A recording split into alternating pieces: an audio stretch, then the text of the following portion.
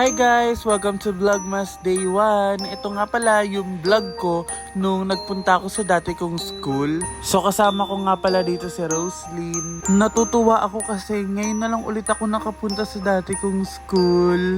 Ayan, umikot-ikot muna kami dahil talagang ini-enjoy ko yung pagbisita ko dito. Pagdating ko nga pala sa may senior high school building, syempre nag-emote-emote muna tayo dyan dahil super memorable talaga sa akin yung spot na yan. So ayan, siya rin yung natawa sa sarili niyang ginawa. Sayang nga lang hindi ko nakita yung mga dati kong teacher kasi busy sila at lunchtime din nung pumunta ako niyan. Kaya di ko talaga sila nakita.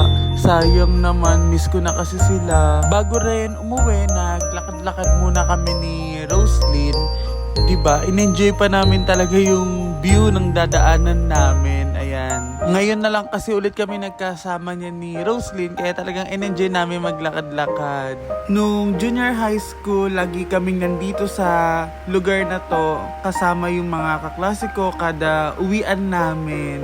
Dito kami nagpapalipas ng oras, kaya nakakamiss lang talaga na balikan ulit yung lugar na to. Ayun lang, see you sa Vlogmas Day 2!